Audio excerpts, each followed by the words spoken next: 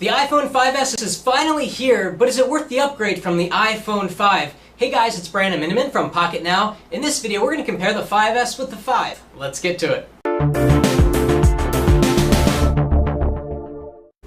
Okay, so we're going to do a bunch of speed tests and really see if there's a difference. But first, let's talk about how these guys look from the front. Here on the iPhone 5S, we have the fingerprint sensor down here surrounded by black metal. Now, if you get the silver version, this will be silver, or the gold version, this will be gold, which actually looks a lot cooler on the silver and gold models, because on the black, it kind of blends in. It doesn't really pop like it does on the silver and the gold models. Now, if we kind of move this in the light, you can see that the home button is now flat, and it really doesn't feel flat because it still dips in a little bit, whereas on the iPhone 5 and every other iOS device, we get that concave home button, which feels nice because you can feel for it very easily, but similarly, you can do the same on the iPhone 5S because you've got a little ridge here. The metal sticks up just a little bit. Besides that, looking at them from the front, you wouldn't be able to tell the difference unless you had color variation. Going over to the side, they are the same, exactly the same.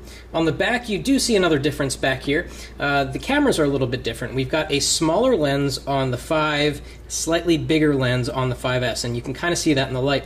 We've also got that dual LED flash. There is an amber flash and a white flash, only a white flash on the iPhone 5. What this will do is take pictures that don't come out really like bright white, and we're going to do a lot of camera tests comparing these in the final review, so you can see if that actually makes a difference, and it really should.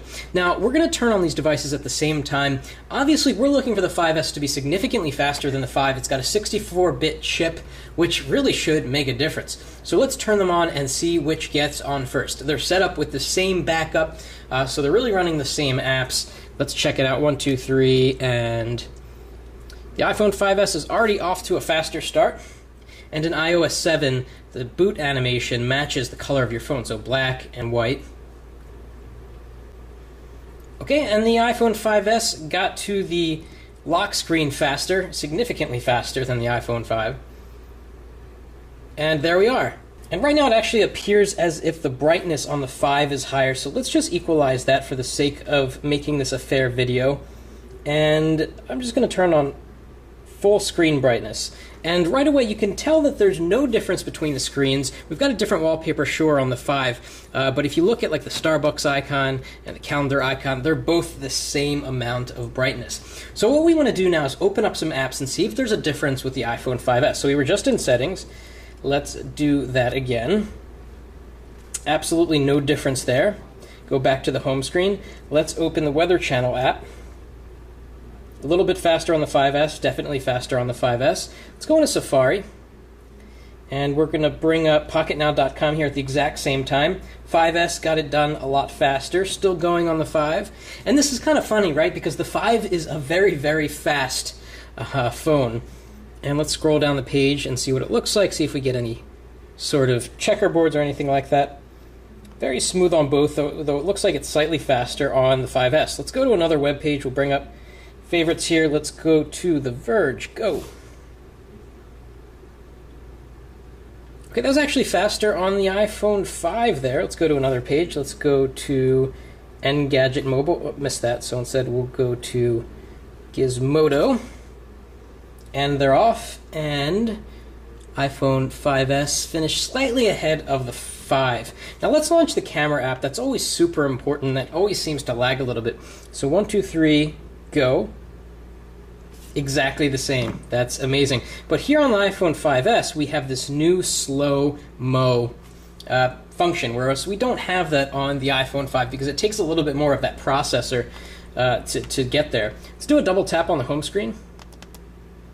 Exactly at the same time. There are just really small differences. One place you'll definitely notice it is in gaming, especially games that have been optimized for 64-bit. Asphalt 8 has not been optimized for 64-bit, but it gets a huge bump in loading time on the 5S. So 1, 2, 3, go.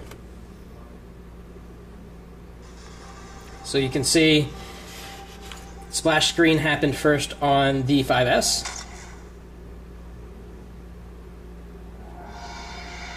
So that's a pretty big difference there. I clicked on that one first. And let's load the race And we'll play a little bit of the game and see if we notice a difference. This is the most graphically intense game I can think of for iOS right now. We're a little bit ahead here on the 5S. I'm going to try to play both at the same time. No, I'm not. I'll do one at a time. So here's the 5S.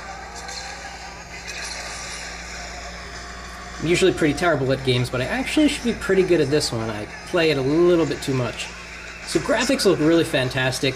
You get the splatter effects on the screen, and really no choppiness. Let's check out the iPhone 5 here, which is on mute. And similar performance, perhaps. It's really tough to tell. I'd say that they're probably about the same, and that's because it's not optimized for 64-bit. But we do get faster load times on the iPhone 5S, definitely. Now, another thing you get on the 5S that you don't get on the 5 is fingerprint ID, or Touch ID as Apple calls it. So we can back out here and go into General, and you can find the fingerprint passcode stuff down here. We did a separate video on that, and we'll link you to that. But basically, with the iPhone 5S, you can save some seconds by not having to type in a password for iTunes when you're downloading apps, and for when you're getting into your phone from the lock screen, you don't have to put in your password if you have one. It's a time saver if you use a password. Otherwise, it's a little bit of a novelty. Let's load YouTube because, video takes a while to load sometimes, and let's swipe over here. We'll go to Uploads, and we'll play a video and see which queues up faster. So we just did that fingerprint sensor setup video, so tap it at the same time. 1, 2, 3, go. A little bit faster on the 5S.